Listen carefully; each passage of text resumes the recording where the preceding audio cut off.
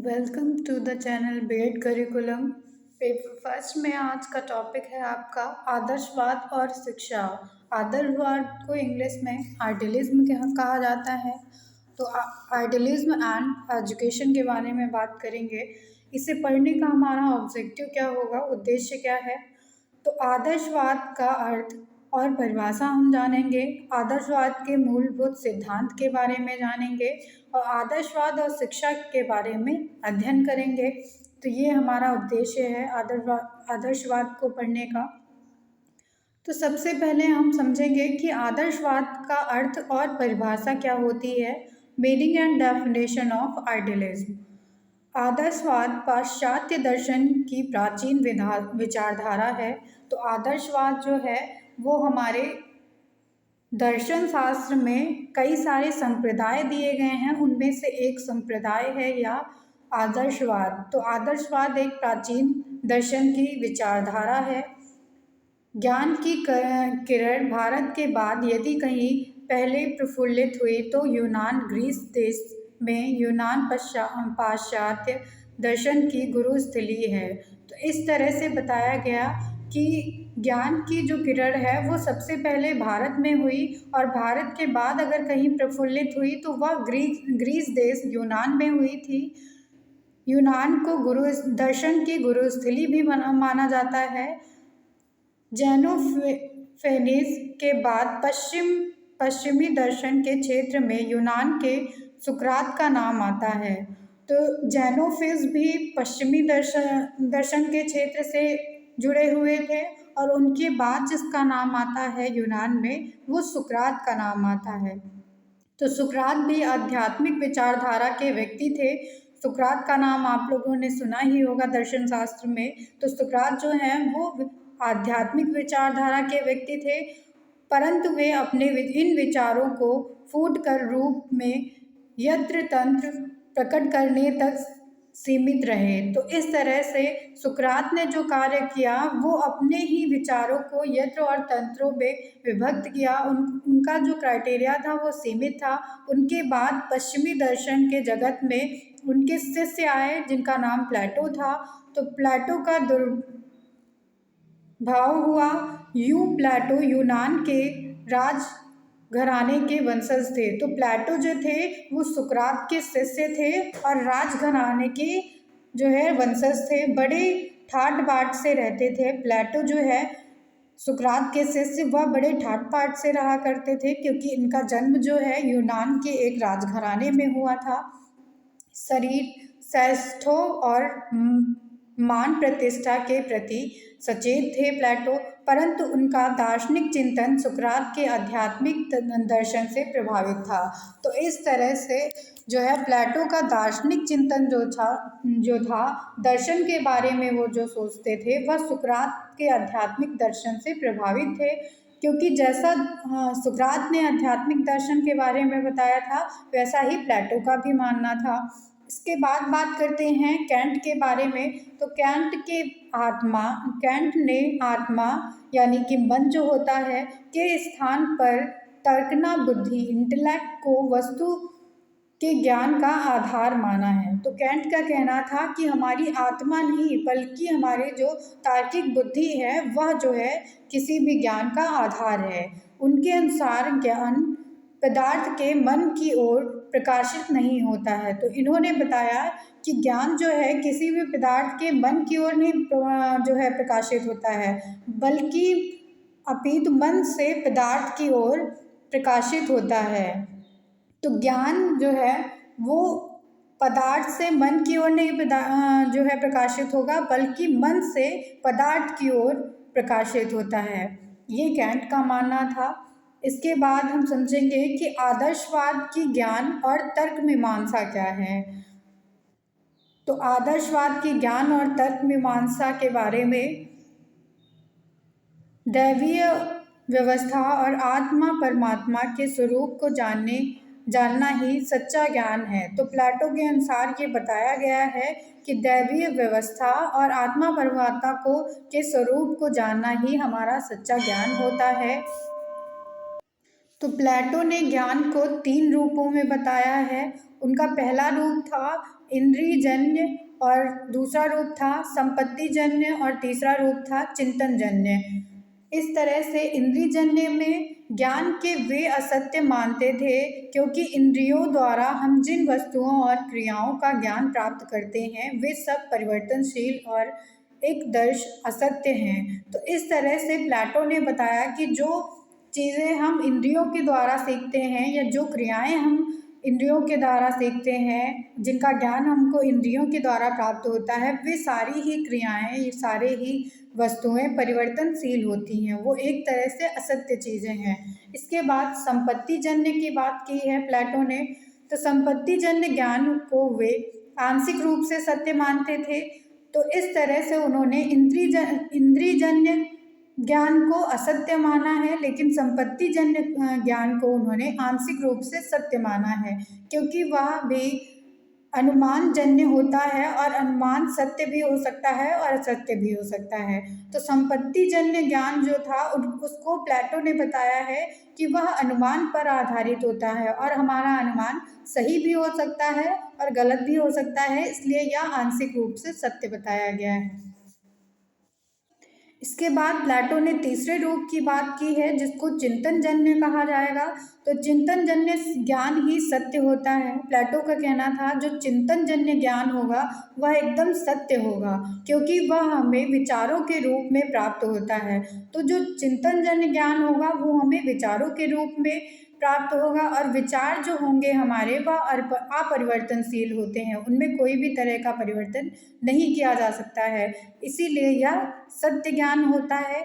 इस सत्य ज्ञान की प्राप्ति के लिए प्लेटो ने नैतिक जीवन पर बल दिया है। तो इसको प्राप्त करने के लिए, चिंतनजन्य को प्राप्त करने के लिए प्लेटो ने बताया है कि हमें जो है नैतिक जीवन पर बल देना चाहिए। नैतिक जीवन के लिए जो है विवेक पर बल दिया गया है कि नैतिक जीवन की प्राप्ति हमें कैसे होगी, तो वो विवेक के द्वारा प्राप्ति होगी हमें। इस प्रकार उनकी दृष्टि से ज्ञान का आधार विवेक होता है।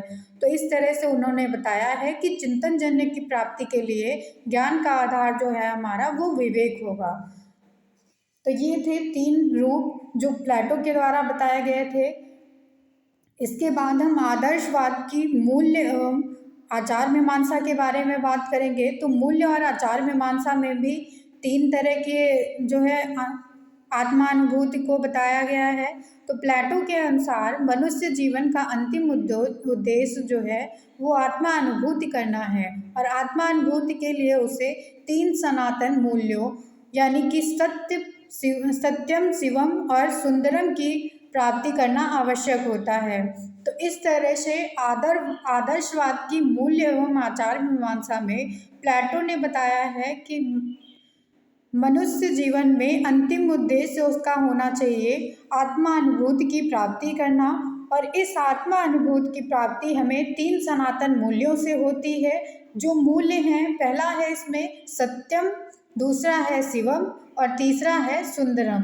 तो इनको समझना हमें आवश्यक होता है। यहाँ पे इन मूल्यों की प्राप्ति के लिए हमें नैतिक जीवन को अपनाना चाहिए और नैतिक जीवन के 4 सद्गुण होते हैं। पहला है संयम, दूसरा है धैर्य, तीसरा है ज्ञान और चौथा है न्याय।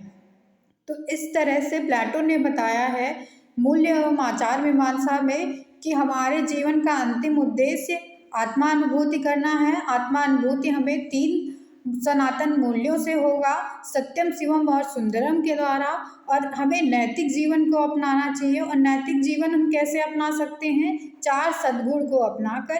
सबसे पहला संयम, दूसरा धैर्य, तीसरा ज्ञान और न्याय। इन चारों सद्गुणों को अपनाकर हम जो है नैतिक जीवन को अपना सकते हैं। फिर आता है आदर्शवाद की परिभाषा। तो आदर्शवाद की परिभाषा क्या है, इसके बारे में समझेंगे। आदर्शवाद की परिभाषा के बारे में भिन्न भिन्न मत दिए गए हैं कई सारे दर्शन शास्त्रियों के द्वारा। इसमें कोई एक परिभाषा को प्रस्तुत करना या सब परिभाषाओं को प्रस्तुत करना जो है संभव नहीं है। इसलिए पाश्चात्य विद्वान हेंडरसन के अनुसार परिभाषित की गई जो है परिभाषा है जिसमें कई सारे विद्वानों की सहमति मिलती है। तो विद्वान हेंडरसन के अनुसार परिभाषित की गई आदर्शवाद की परिभाषा इस प्रकार है। उन्होंने बताया है कि आदर्शवाद मनुष्य के आध्यात्मिक पक्ष पर बल देता है। तो विद्वान हेंडरसन का कहना था आदर्शवाद जो है वो मनुष्य के आध्यात्मिक जो पक्ष होते हैं उन पर बल देता है, क्योंकि आदर्शवादियों के अनुसार आध्यात्मिक मूल्य मनुष्य और जीवन के सबसे अधिक महत्वपूर्ण पहलू हैं। तो हेंडरसन ने ये बताया है कि जो मनुष्य आदर्शवादी होंगे उनके अनुसार जो है आध्यात्मिक मूल्य जो होंगे मनुष्य और जीवन के वो सबसे महत्वपूर्ण पहलू होते हैं जीवन के। एक तत्वज्ञानी आदर्शवादी यह विश्वास करता है कि मनुष्य का सीमित मन उस असीमित मन से निकलता है। व्यक्ति एवं संसार दोनों बुद्धि की अभिव्यक्ति हैं और भौतिक संसार की व्याख्या मानसिक संसार के आधार पर की जाती है। तो इस तरह से हेंडरसन ने बताया है कि जो हमारा सीमित मन है वह असीमित मन से निकलता है। अगर हमारा कोई विचार बाहर आता है, हम उससे व्यक्त करते हैं, तो वह कई सारे विचारों में से एक होता है। इसी तरह जो है सीमित मन जो होगा वो असीमित मन से ही निकलता है, और हमारा जो भौतिक संसार की हम व्याख्या करते हैं वो मानसिक संसार के आधार पर ही हम करते हैं। जैसी हमारी मानसिकता होगी वैसे ही हम भौतिक संसार को देखते हैं। फिर इसके बाद है कि आदर्शवाद के कई मूल सिद्धांत बताए गए हैं। तो आदर्शवाद के मूल सिद्धांत फंडामेंटल्स प्रिंसिपल ऑफ आइडियलिज्म, ये कौन कौन से सिद्धांत आदर्शवाद में अपनाए गए हैं इनके बारे में जानेंगे। तो आदर्शवाद की तत्व मीमांसा, ज्ञान एवं तर्क मीमांसा, मूल्य एवं आचार मीमांसा को यदि हम सिद्धांतों के रूप में क्रमबद्ध करना चाहें, इस तरह आदर्शवाद के मूल सिद्धांतों में सबसे पहला सिद्धांत है कि यह ब्रह्मांड ईश्वर द्वारा निर्मित है। तो सबसे पहला मूल सिद्धांत है कि ये जो ब्रह्मांड है, आदर्शवादियों का ये कहना था कि ये ब्रह्मांड जो है ईश्वर के द्वारा बनाया गया है। उन्होंने ईश्वर को सर्वोपरि माना है।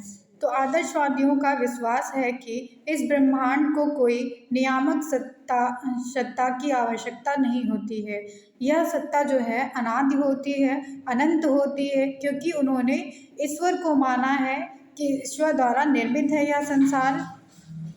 तो इनके द्वारा बताया गया है कि यह जो संसार का स्वरूप होता है वह आध्यात्मिक है, क्योंकि उसमें जो है ईश्वर द्वारा यह निर्मित है, इसलिए ये आध्यात्मिक होता है।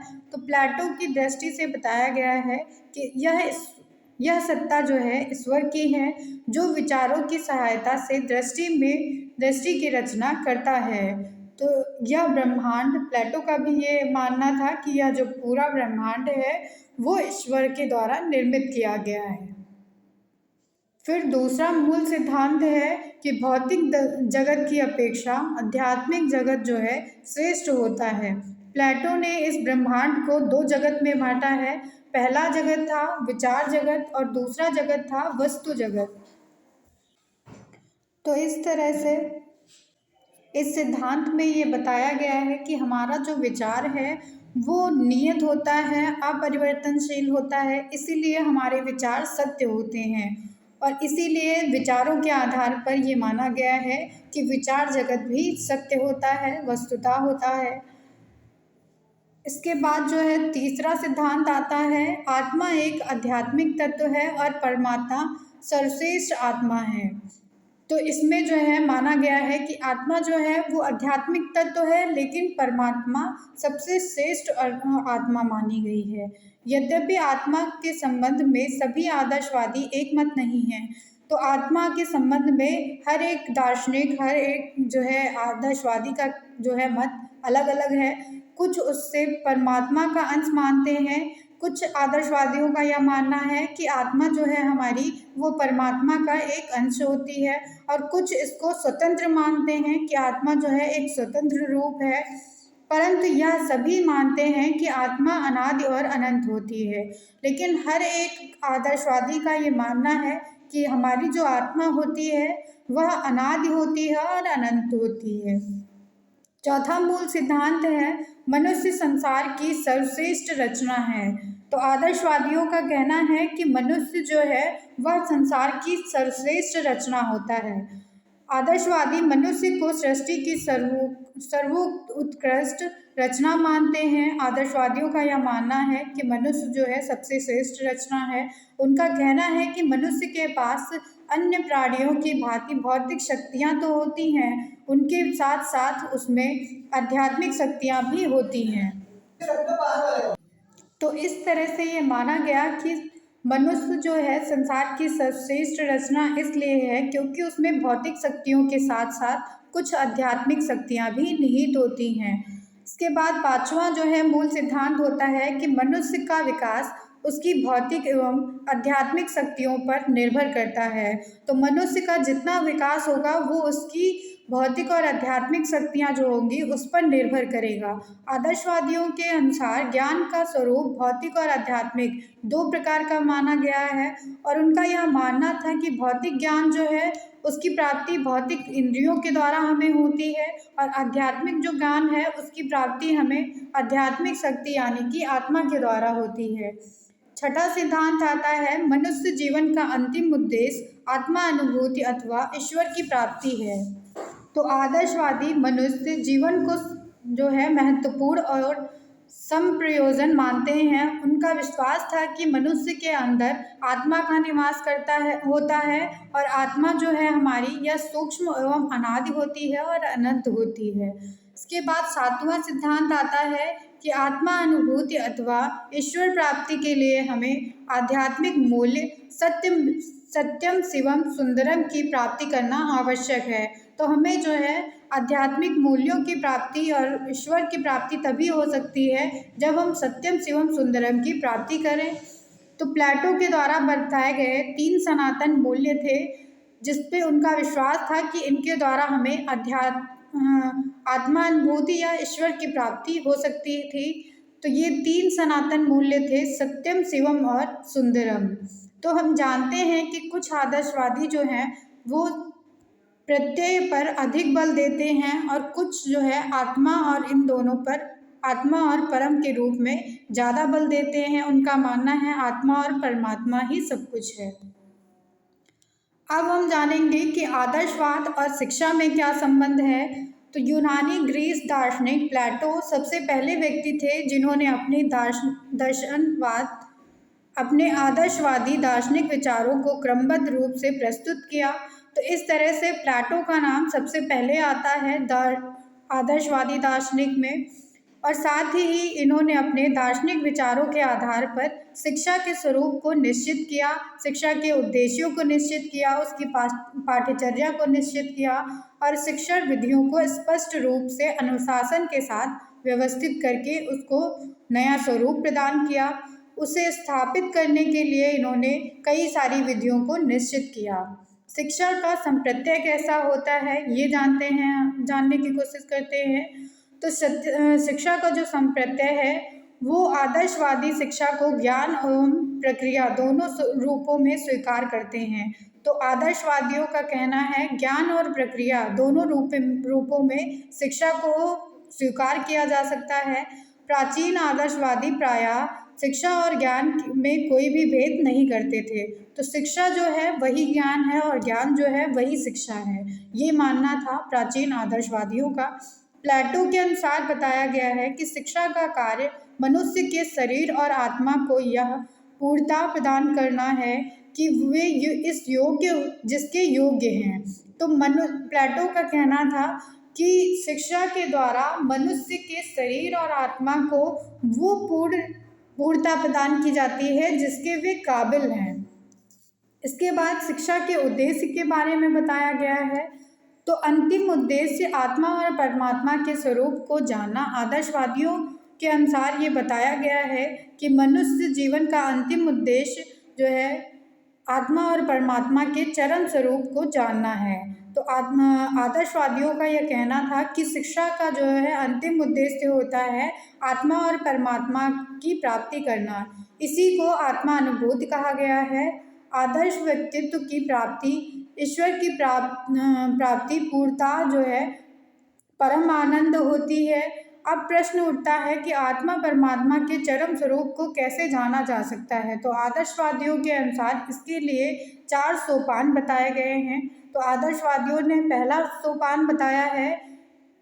पहले सोपान पर उसे अपने प्रकृति यानी कि 100 का विकास करना होता है। इसके अंतर्गत मनुष्य का शारीरिक विकास आता है।